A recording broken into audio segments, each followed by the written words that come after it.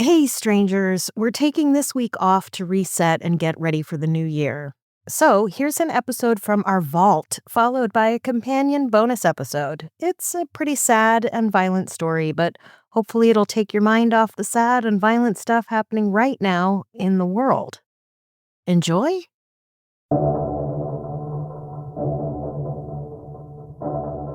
Have you ever thrown a party? A really big party, like a huge party. At the height of the festivities, with the music pumping and everyone just the right amount of imbibed on whatever their substance of choice might be, you look over the throngs of people you brought together and feel triumphant. And your guests look at you like you're some kind of wizard, like a party god. You pulled off the perfect night. But how do you know when things go too far? How do you know when the party's over?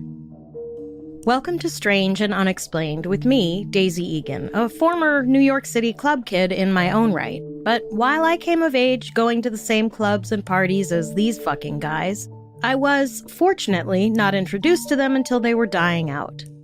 I was in such a hurry to grow up and be accepted by the cool kids that if I'd been around when Michael Alig was at his height, well, let's just say, who knows where I'd be today. But something tells me it wouldn't be here, writing this script. In truth, I ended up down a long internet rabbit hole about this guy and covered him in an upcoming bonus episode. You can listen to the wild story on our Patreon. For most of the club kids who hung around the so-called party monster, theirs was not a sunny path.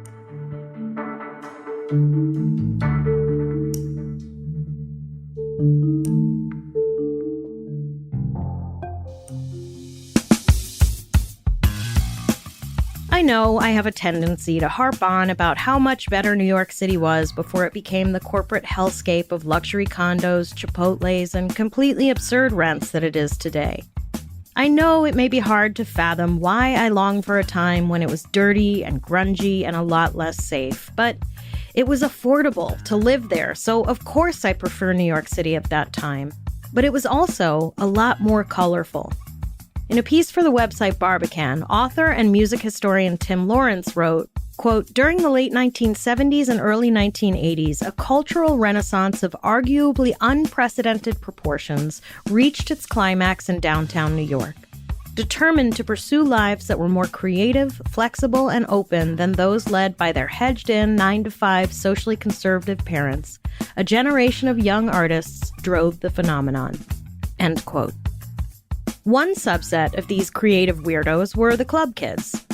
The club kids scene in New York City in the 70s and 80s was the epicenter of everything new and experimental. DJs, artists, musicians, and designers merged their various forms and influences, creating new styles of art, music, and fashion that were all on display at clubs like the Roxy, Pyramid, Mud Club, and Danceteria, among others. Danceteria, incidentally, was where Madonna played her first live show in 1983. Ironically, as wild and counterculture as Madonna was marketed to be, compared to the die-hard club kids, she was cotton candy.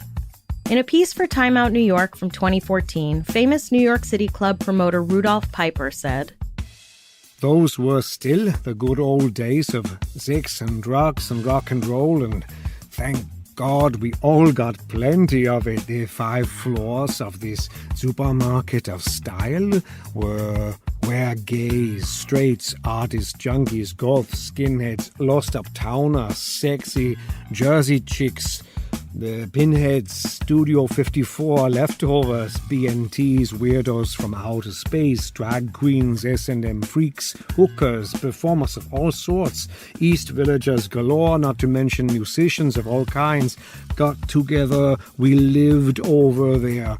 7 nights a week after week. It was so good, and we all thought it would never end. It was more than just entertainment.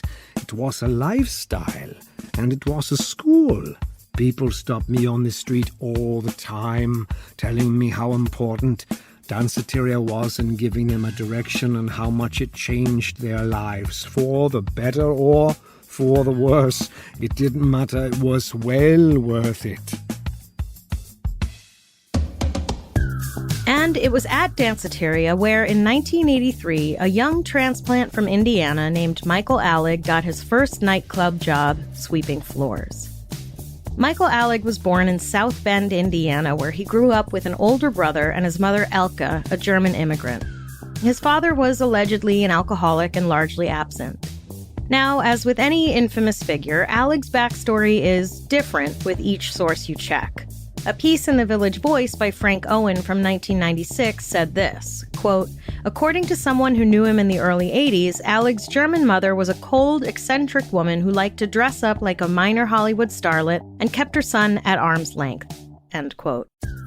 And in Owen's book, Clubland Confidential, The Fabulous Rise and Murderous Fall of Clubland Culture, published in 2004, he wrote, quote, "At the age of 5, Michael realized he was gay. I thought God had put a girl's brain in my body and I was the only one he had done that to.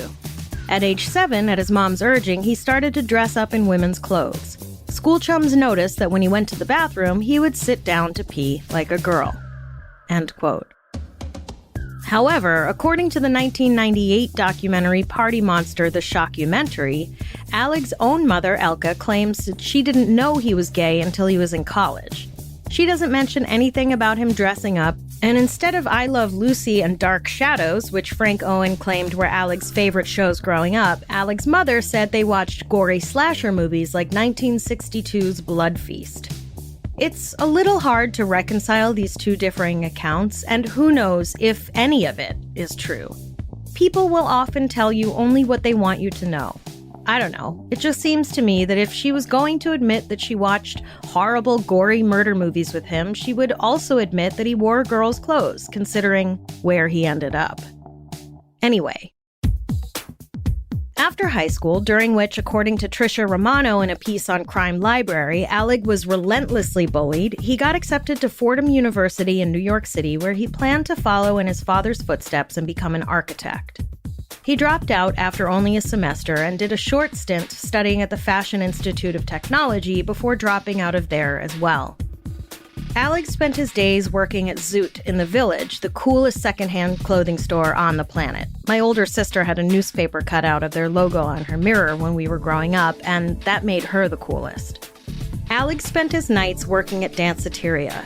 Working at a nightclub seems like a fun job if you're someone who's super into music and dancing and stuff, except that my older sister had a job one summer as a janitor at Pyramid and spent most of her time cleaning up vomit. At Danceteria, Alig met and quickly ingratiated himself to party promoter Rudolph Piper. Many years later, Piper would tell author Frank Owens, "Even back then, he had an interesting and creative personality. He was troublemaker, a rabble-rouser, someone who had the potential to lead others. I liked that about him." By 1985, Alig had convinced Piper to let him start his own dance party at one of Piper's clubs. The party, which he called the Filthy Mouth Contest, included an actual contest to see who could say the most god-awful thing into the mic on stage for cash. As Alig began promoting his party all over town, he started collecting a gaggle of weirdos. And before you get upset at me for using that word, please know I mean it as a compliment. As Frank Owens put it, quote, "He zeroed in on an underage crowd, fashion-forward and sexually confused kids fresh off the bus from Port Authority, specimens still young enough to be molded to Alig's warped design. Soon enough, Alig had gathered around him a core group of misfits who were christened the Club Kids by New York Magazine," end quote.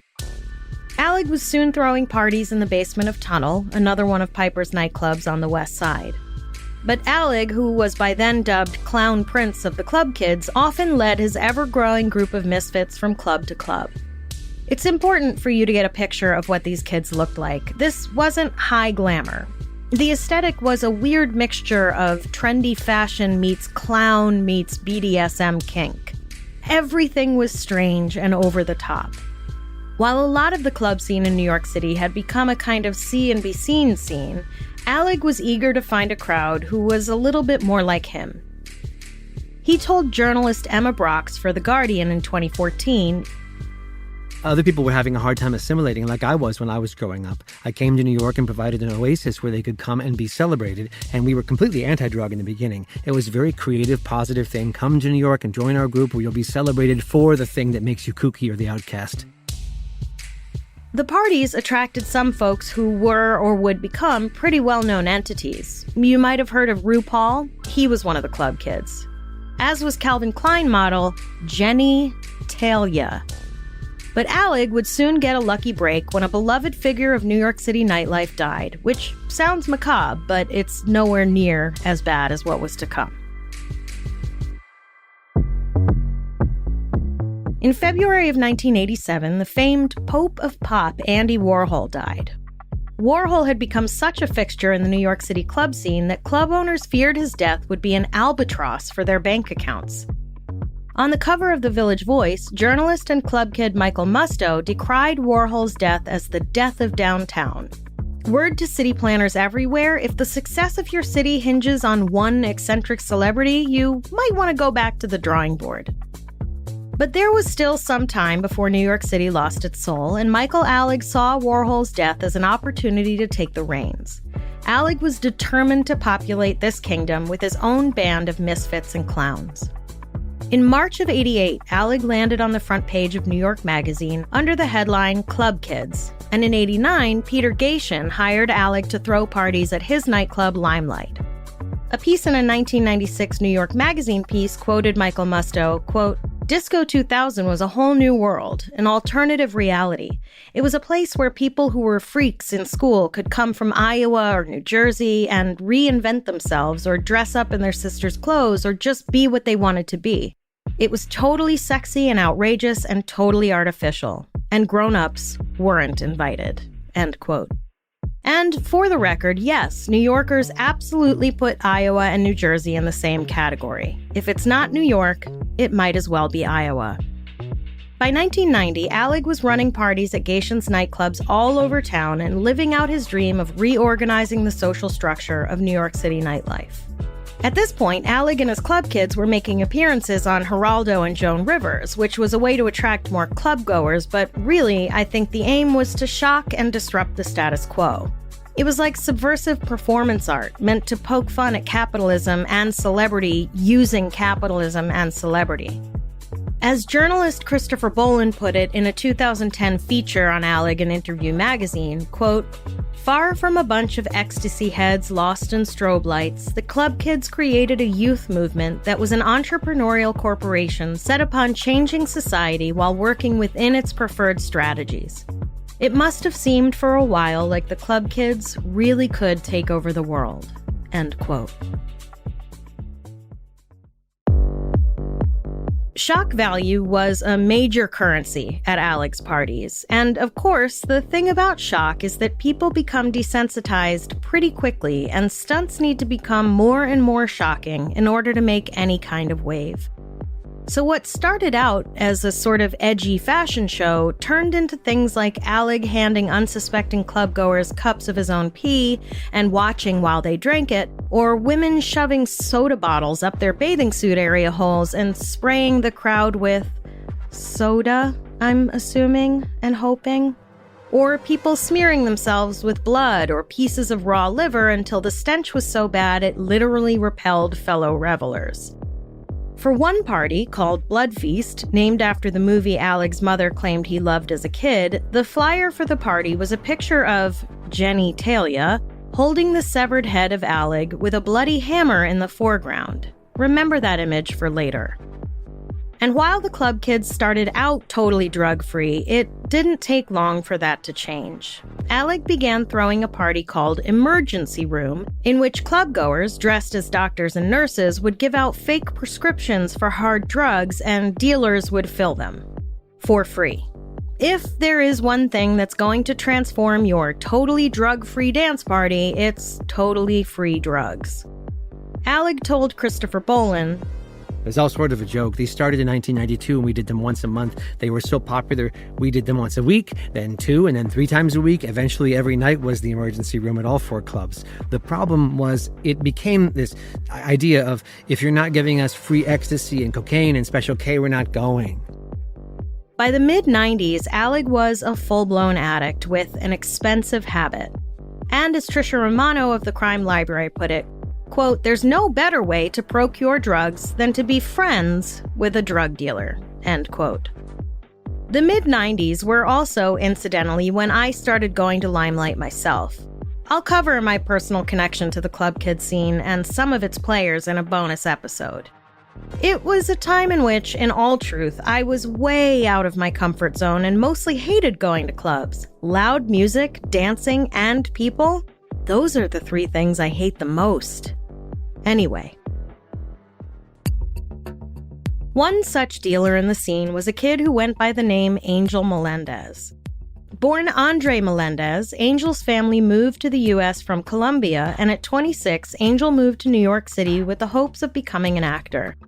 Soon, Angel started going to Alig's parties at Limelight and Tunnel and made himself indispensable to Alig by supplying him with drugs. Angel's signature look was huge white handmade angel wings and a black leather biker cap pulled low over his eyes. And even though Angel became one of the more well-known dealers in the Club Kid circle and kept Alig in a steady supply of cocaine, heroin, and K, Alig and his most inner circle saw Angel as a nuisance. They considered him a kind of wannabe hanger-on. That's the thing about being a dealer. You may seem incredibly popular with throngs of people around you all the time, but that doesn't mean that anyone likes you. Kind of like being a Hollywood producer. Despite that, Angel was living with Alig at this point, which was obviously a terrific idea. A drug addict living with the dealer he can barely stand? Sound decisions. Shockingly, Alig would steal Angel's money and drugs when Angel wasn't home. I know, you didn't see that one coming. At some point in 95 or 96, the DEA began investigating club owner Peter Gatien, and both Limelight and Tunnel were frequently raided and shut down for a time. Gatien began to feel the squeeze from the DEA and began cracking down on drugs in his clubs. In March of 1996, Angel himself was kicked out of Limelight when Gatien spotted him in a VIP section and ordered his bouncers to get rid of him, which they did, apparently carrying a kicking and screaming Angel out of the club head first. Despite his protests, though, it seems Angel had become somewhat disenchanted with the Club Kid scene and was particularly tired of Alig taking advantage of him. Apparently, Angel wanted out once he realized that Alig and the Club Kids weren't going to get him the recognition he had hoped they would. He wanted to become a singer, and he was going to start looking for a job at a record label. On March 17th, not long after getting kicked out of Limelight, Angel went to Alig's apartment in Midtown to confront him about some money Alig owed him. The doorman let Angel in, recognizing him from his frequent comings and goings. Angel walked into Alig's apartment, super wound up from being owed money and from having been kicked out of Alig's own party at Limelight, and found Alig and his friend Robert Riggs, who went by the really cheesy nickname Freeze, like some kind of Justice League villain, deep in the throes of a drug binge. Angel demanded not just the money for all the drugs Alig had stolen from him, but also $1,400 he said Gatien owed him for supplying drugs to hotel room orgies Gatien allegedly hosted. Gross. Considering how much money Alig was making on his parties and that his drug habit cost him no money at all, Alig probably could have just paid Angel, told him to go away, and we would all be doing something else right now. But Alig, fueled by whatever cocktail of illicit drugs he had in his system, as well as an overdeveloped ego, decided a better idea would be to say that Angel could consider all the money he owed him as rent for all the times he stayed at Alig's for free. Angel was not a fan of this suggestion, so Alig was like, okay, I don't have the money on me per se, but I'll go to Limelight tonight and get it. Scout's honor. And even though this is the oldest trick in the book, Angel, who by the way never did drugs himself, said okay, and then the three men took a nap. That's right, they were like, give me my money, no it's my money, no it's my money, okay fine, but first let's take a nap, okay? I mean look, I am all for naps, but this just doesn't seem like a good time. Robert Freeze Riggs would later say that shortly after laying down, he heard a commotion in the living room and Alig screaming, "Help me, get him off of me." When he got to the living room, Freeze said he saw Angel shaking Alig and saying, "You better get my money or I'll break your fucking neck."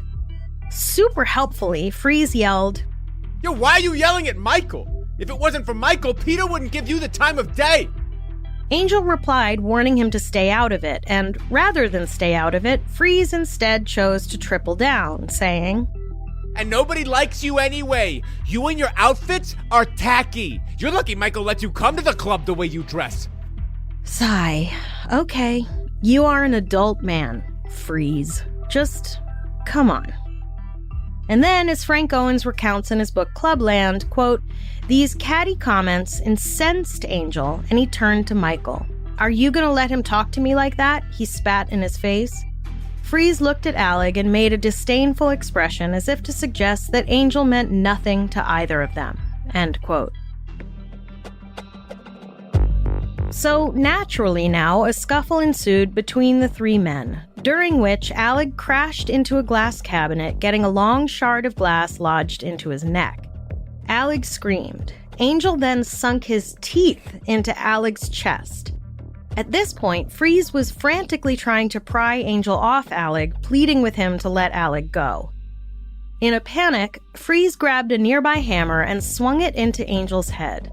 But the blow didn't seem to do much more than further enrage Angel, so Freeze hit him again, this time sending Angel to his knees. But still, through all of this, Angel had not released his teeth from Alig's chest. Freeze hit him again, this time as hard as he could. Angel let out a moan and sank to the floor, unconscious. Despite Angel being passed out, Alig pounced on him and began choking him and suffocating him with either a sweatshirt or a pillow, or he didn't do that at all, depending on whose account you believe. And then, as Frank Owens puts it, quote, "At this point, Freeze and Alig thought Angel was merely unconscious. So they did what they always did when Angel was asleep. They stole small amounts of drugs from each of his vials, so when he woke up, he wouldn't notice the shortfall." End quote. I mean, you can't expect them to make good decisions at this point. A while later, after their drug interlude, Angel was still passed out, so the two men put Angel in a bathtub filled with ice water in an attempt, they would later say, to wake him up. And then Freeze went to get a medical book, because I guess that's a thing a club kid would just have laying around. I mean, Lord knows they probably did deal with a lot of overdoses. Jesus Christ. Anyway, when Freeze got back to the bathroom, he said he found Alig pouring some kind of chemical cleaner down Angel's throat. When Freeze reasonably asked Alig what the fuck he was doing, Alig said, "He's been dead for hours. I'm trying to embalm the body. Help me here." I mean... There are differing accounts of this awful murder and what happened next, including from Alig himself, whose own story changed with time. Some versions say Alig injected the Drano into Angel using a needle, and in some versions there was no use of Drano at all. Alig then called his employer, Peter Gatien, because of course he did. I don't know what you do when you commit a heinous murder, but I definitely call my boss first thing. Gatien's girlfriend answered the phone, and I don't know exactly what Alig told her, but whatever it was, she was like, "Not today, Bob. Call a lawyer." But Alig later said, The first thing we were thinking was if we go to jail, we're going to be sick in 6 hours. So what did they do next? Why, they left to get more drugs, naturally. They leaned a mattress up against the bathroom door and spent the next week doing drugs, and as Jonathan Van Meter wrote in New York Magazine in 1996, they tried to figure out what to do. They allegedly threw parties while Angel's body was in the bathtub and told people the smell was from a broken pipe, like a more awful version of Hitchcock's Rope. But of course, by parties, he probably meant people just came over and did drugs. Freeze later told police that about a week after the murder, the two men decided to cut up Angel's body to dispose of it. Freeze got knives and said he gave Alig 10 bags of heroin to cut up the body. I don't know if he meant as, like, payment, or like that was the amount of heroin Alig needed just to get through the awful task of cutting up a human body. They put the body parts in a cardboard box and sealed it up with tape, and then, instead of using the back service elevator that might have been slightly less conspicuous, not only did they take the main elevator, they asked the doorman for a luggage cart for the box. Then they hailed a cab. The cab driver helped secure the box in the trunk and then drove them to the Hudson River around 25th Street, where the men threw the box into the water. Within a couple weeks of Angel's disappearance, when calls to Angel's beeper went unanswered, his older brother Johnny got worried. He traveled into New York City from Jersey and filed a missing person report, but got the sense that the police weren't that concerned about a missing drug dealer. So Johnny launched his own investigation, visiting morgues, hanging flyers all over downtown Manhattan, offering a $4,000 reward, and visiting any place he thought his brother might have hung out. What Johnny heard over and over again was that Angel's former friend Michael Alig was going around telling anyone who would listen that he killed Angel. But Alig had created such a cult of personality around himself that people thought he was just saying things to be sensational. And when Johnny and his father, who joined his son in New York City from Columbia to help find Angel, asked the club kids to speak to the police, no one would. Mr. Melendez was quoted in an article in the New York Times in December 1996 as saying, "That was the hardest thing. All these club kids knew. They could see the pain, the agony in my eyes, but none of them would help. I don't know who or what they were protecting." Meanwhile, the DEA was still sniffing around Peter Gatien and his nightclubs. In early April, Gatien abruptly fired Alig, who responded by calling journalist Michael Musto, I guess to get his side of the story out before Gatien did? Musto said Alig was jittery and nervous and really on edge. Musto mentioned Angel's disappearance and whispers around the nightlife community about who had done it. 2 weeks later, apparently, Alig called New York Magazine and admitted that he had a fight with Angel over money and knew about rumors of body parts. And yet, police didn't seem to care.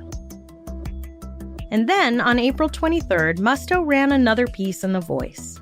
He didn't mention names or any identifying details, for liability purposes, I suppose, but outlined the details of the murder, calling the characters the dealer, Mr. Mess, and Mr. Mess 2.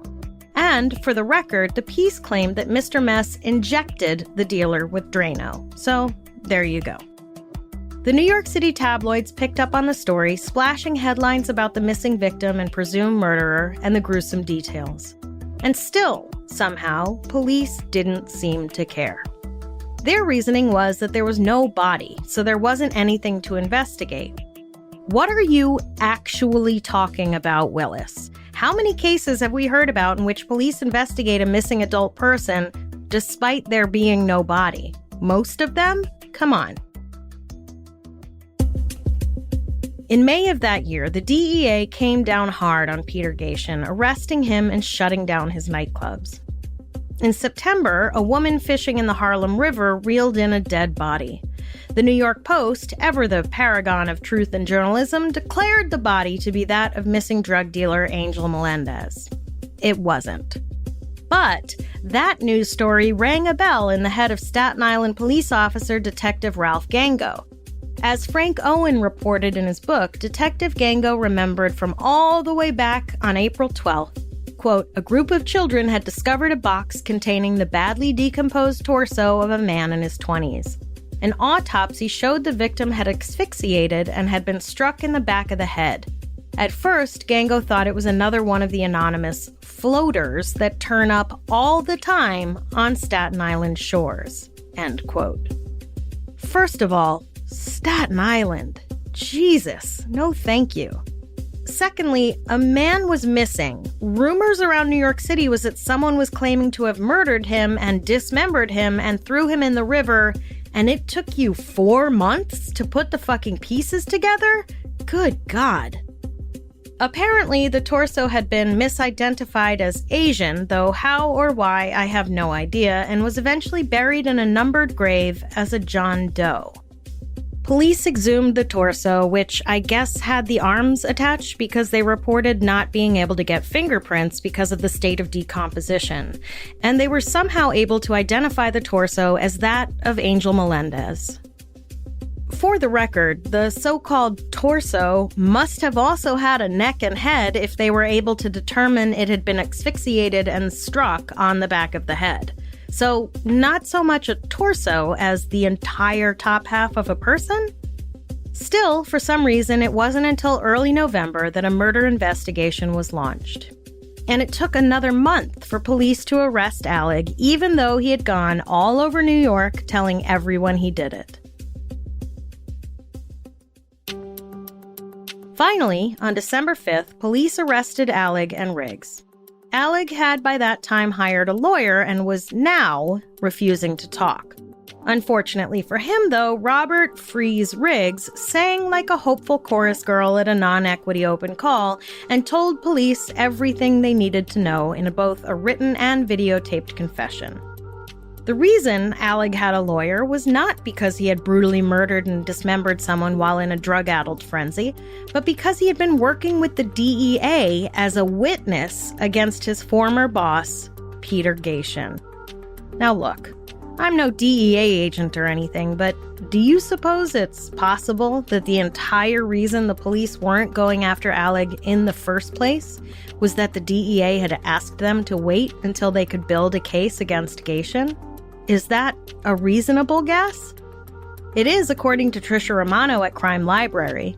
She wrote, quote, "When Alig was finally arrested, the district attorney's office and the DEA were in a death match over Alig, whom the DEA hoped would be a star witness. The DEA had been building a case against club owner Peter Gatien for months and hoped Alig would be a key witness. If Alig was a convicted or suspected murderer, his testimony wasn't so valuable. If his trial happened after the Gatien case went to trial, the DEA would have a better case. In the end, Alig recanted all of his testimony against Gatien." End quote. Anyway.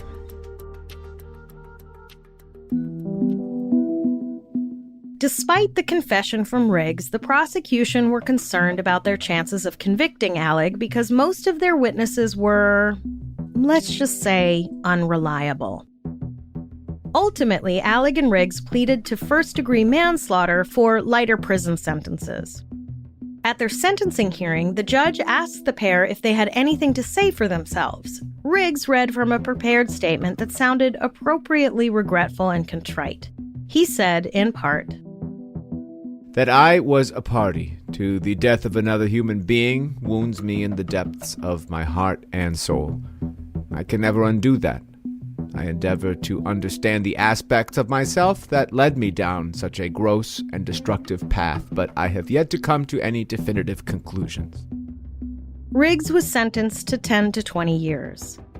And when it came time for Alig to speak to his horrific actions, he was unprepared and high on trazodone, Klonopin, and Depakote, among other drugs. Alig said, I came here today not prepared to accept my sentence, so I didn't come up with a speech because I was told we were going to postpone for another week, 2 weeks, or something like that. I don't know. All I know is I've been told lots of different things by lots of different people in exchange for me doing other things, and none of it has come true. I feel like I have been just railroaded. I've been used by the feds. When they were through with me, they just sent me over here. I feel like I've been lied to get me here to accept this plea, and I feel terrible that I don't have anything prepared to say. "That's what you feel terrible about? Yikes." In response, the judge clarified that Alig was claiming that he was the victim in all of this. "In a way," Alig replied, to which the judge, who clearly had prepared a statement, said, "I don't think you are the victim. I think that Angel Melendez is the victim. He is the victim of your selfish, uncontrolled ego that has yet to be harnessed, that has yet to face reality. For you, the show is over. The party is over." He, too, was sentenced to 10 to 20 years. Riggs was released in March of 2010 for good behavior and actually completely turned his life around. He went back to school and ended up getting a fellowship to pursue a PhD in sociology from NYU and has become a real-life, honest-to-God academic. Alig, on the other hand, continued to seek the spotlight, giving pretty uncomfortable interviews from prison in which it's clear his brain was fried. Either that, or he was actually just an incredibly twisted narcissistic sociopath. Or maybe both? Alig was released in 2014 and instantly worked to get himself back in the public eye, giving interviews and using every psychopath's favorite platform, Twitter, to gain a following again. On Christmas Eve of 2020, at age 54, Alig died of what his mother Elka called an accidental heroin overdose, but was found by an autopsy to be, quote, acute intoxication by fentanyl, acetafentanil, heroin, and methamphetamine, end quote. Listen, it seems trite to say the moral of this story is don't do drugs, but maybe don't do drugs. In all seriousness, though, aside from the awful, awful tragedy of the murder of Angel Melendez, there is also a tale in here about a desperate need to be seen. Alig's initial stated mission of gathering together kids who are outcasts to form a community is beautiful and noble. But somewhere along the way, his ego got in the way. It became less about celebrating a community and more about worshiping a self-made demigod who was boundaryless and willing to do more and more outrageous things for attention, and who mistook adoration for some kind of immortality. Even after he'd done the unthinkable, he still was just trying to be seen, telling whoever he could what he'd done so that maybe someone would see him.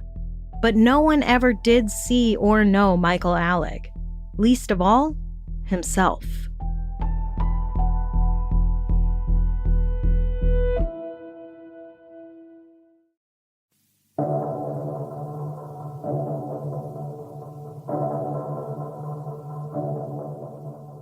Sometimes, your past comes back to haunt you. Recently, I covered the story of Angel Melendez and his horrific murder at the hands of Michael Alig and Robert Riggs. As we were putting together that episode, I kept trying to add personal anecdotes into the script, but there was so much to cover that we didn't have time. So today's bonus episode is not so strange and unexplained as it might be interesting to explore my personal connection to this story. Although one might argue that little Daisy trying to be a club kid is both strange and unexplained, especially my fashion choices. As I mentioned in our main Party Monster episode, I was going to parties at Limelight the summer that Alig was running around telling everyone that he'd killed Angel and cut up his body and threw it in the river. But as far as I know, I never personally interacted with Alig. That crowd was older than me by a decade or so, but they did shape the scene and essentially dictate the vibe for all those in attendance. Just as a fun little anecdote, and to point out just how different the circles Michael Alig and I traveled in the documentary Party Monster: The Shockumentary, which you can find on YouTube, if you pause it at the 5-minute 54-second mark, you'll see an image of 11-year-old me on the upper right-hand corner of the screen on a billboard in Times Square at the very height of Alig's counterculture celebrity. You might say we were each pillars of two very different New York cities. That summer, in 1996, I was 16. I'd been going to raves and clubs for a couple years because that's what my friends were doing, and I didn't want to lose those friends. So I went and really tried to like going. First, there was always the stress of whether or not we would even get in. It was the 90s in New York City, so whether the bouncer was checking IDs or not was a roll of the dice. And if they were, chances are your obviously fake ID would suffice. For reference, my fake ID said I was from Tennessee, Tennesse, and I didn't even notice it until my older sister pointed it out. I suppose it really wasn't until that year, when the DEA was coming down on club owners like Peter Gatien, that anyone really cared how old the kids going to the clubs actually were. And some of us were young. Now, I have not ever been very fashion forward at any age. Clothes are usually an afterthought for me, an annoyance. One reason I hate going out these days is that I don't want to have to think about what to wear. And forget shopping. Oh God, no thank you.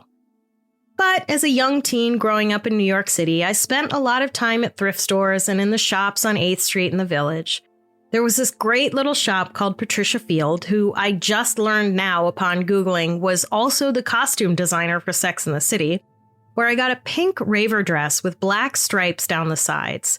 It was short and flared out, and I loved that dress so much. I wore it with my electric blue 10-hole Docs, and I felt very cool. Also, side note, when I Googled Patricia Field, I found an article in the New York Post in which I'm almost positive one of my friends from that time was quoted as saying it was the end of an era. I've lost touch with him in the years since. His name was Michael, and he was 100% gay, but he'd heard me opining that I wanted a romantic partner with whom I didn't have to be sexual, but who would get me on an intellectual level, because I was so deep back then. And he asked if we could be that to each other. So we sort of platonically dated for a minute. Kids are weird, but also like, how forward and out of the box of us. Anyway. To give you an idea of how truly uncomfortable I truly was at these club kid parties, I could usually be found sitting next to the DJ booth wearing headphones and listening to I don't even know what. Probably the same exact kind of music the DJ was playing right next to me. I know you wanted me to say show tunes. I would watch the bodies dancing with abandon all around me and wished I had the guts to do the same. But I always felt deeply, deeply self-conscious. Everyone else was definitely cooler than me, and I didn't know how to dance. Not like that, anyway. Despite being glued to the dance floor sideline, I met my first real boyfriend at one of these parties. The two of us spent New Year's Eve of '95 at Limelight. I mentioned in our Party Monster episode that night, I took a half a tab of acid and stood by a doorway laughing all night as people walked by. It was one of my best drug experiences of all time. I've really just been chasing that one high ever since.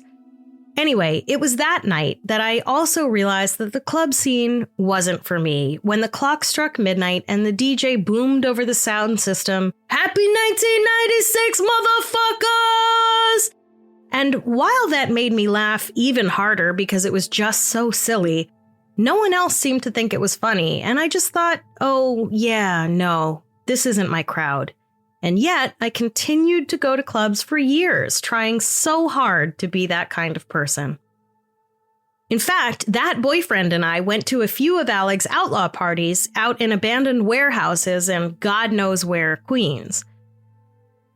I don't remember much about those illegal parties except the moments when the cops showed up to bust them and we would all scatter to the four winds like a horde of cockroaches when you turn on the kitchen light at night. Anyway, I remember seeing the flyers for Angel up all over the city that fall when he went missing. But I don't remember ever seeing him at the club before that. Truly, I probably wasn't there late enough at night. If it isn't already blaringly clear, I really was an amateur, and worse, a 16-year-old. At this point, I should probably give you an idea of what Limelight looked like. First of all, the building itself was an old Gothic church, originally built in 1845 on 6th Avenue and 20th in Chelsea. The main dance floor had a ceiling 4 stories high. From there were 5 staircases leading to different floors and rooms in the club.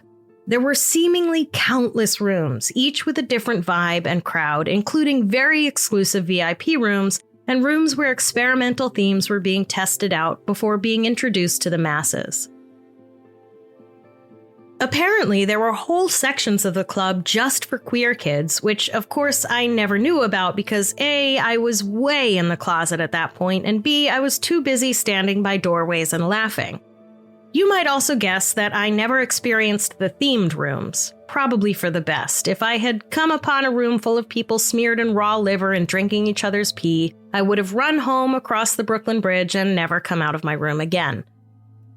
To give you an idea of just how naive I was, I once got kicked out of Limelight for allegedly selling a drug I had no idea even existed.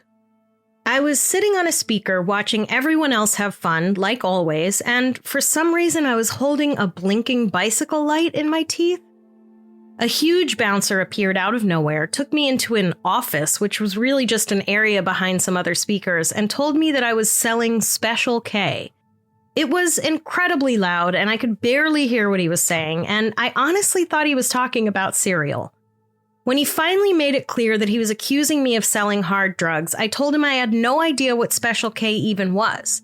He said, "Yeah, well, someone told me that a girl with a bicycle light in her mouth was selling Special K, so you're out." And I got kicked out.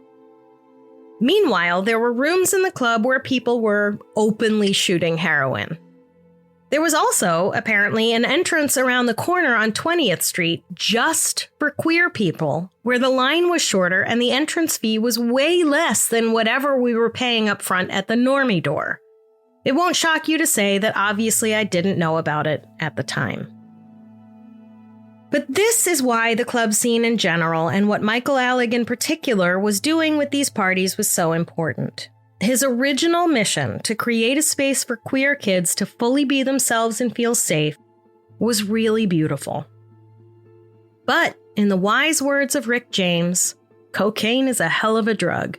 And add to that heroin and meth and K and whatever other cocktail Alig was abusing by the mid-90s, coupled with his overinflated ego, and it's not that murder is inevitable, but bad shit is going to happen. I left for college in the fall of '96, just as Alig's reign over Limelight was coming to an end, and after my own very short bout of drug use coupled with debilitating depression, I dropped out in the fall of '98 and ended up in a psychiatric hospital for a couple weeks. I suppose I should consider myself lucky that I had a psychotic break before I could really let hard drugs become a thing in my life. After that, I started dating a very square guy, a son of a preacher from Alabama. What was I thinking? And clubs and dance parties and certainly drugs were not ever going to be a thing we did. But the heyday had passed anyway. Michael Alig was behind bars, the club scene was dead, and Giuliani was ripping out the heart and soul of New York City as a sacrifice to the gods of capitalism.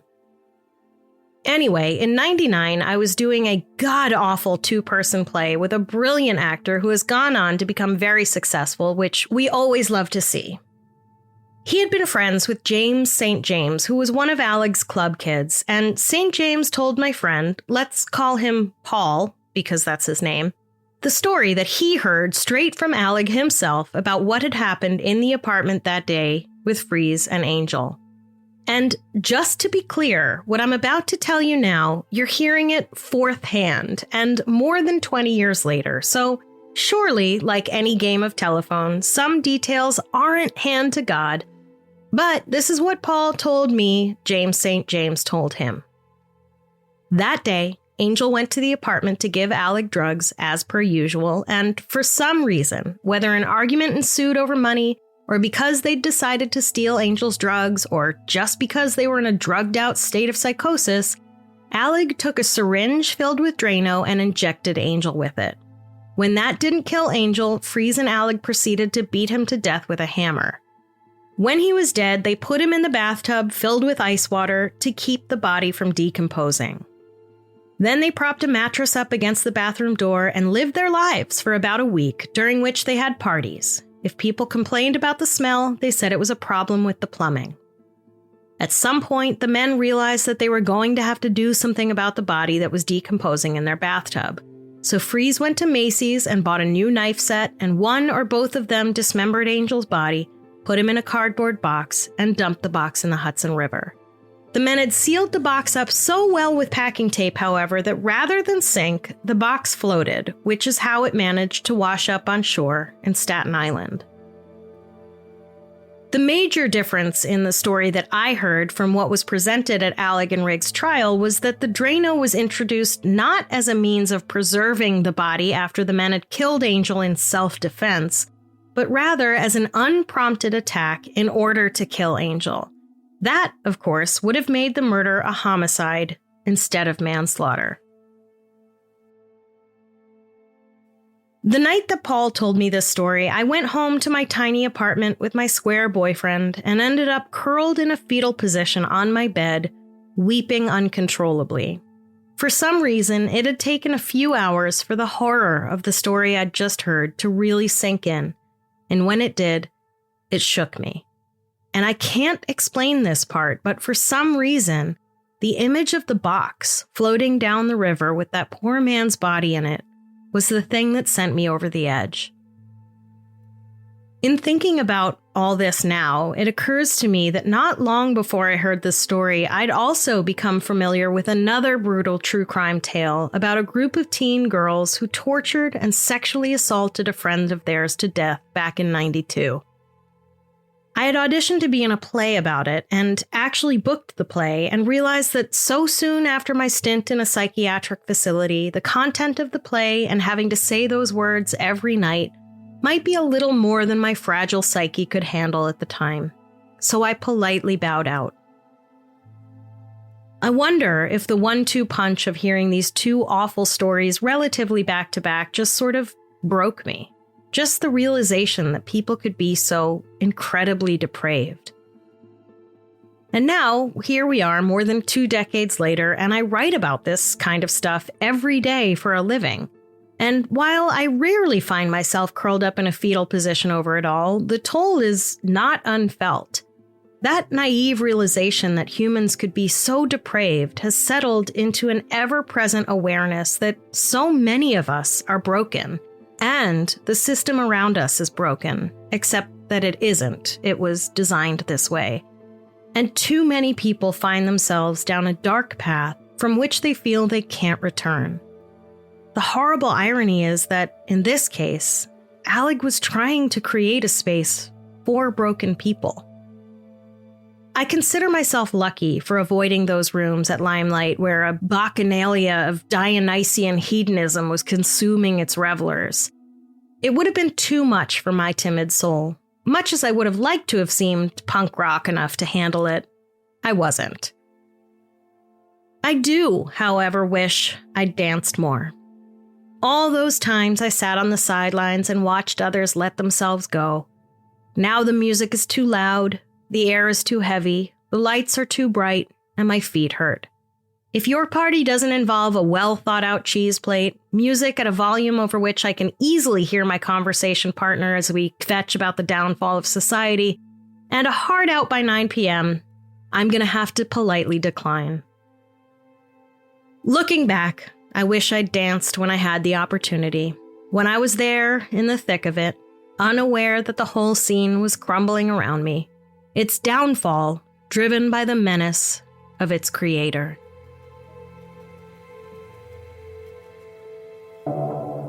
This episode was produced by Natalie Grillo and Angela Palladino. It was researched and written by me, Daisy Egan, and sound engineered and mixed by Angela Palladino. My sources for this episode were Wikipedia, the New York Post, and my own memory vault.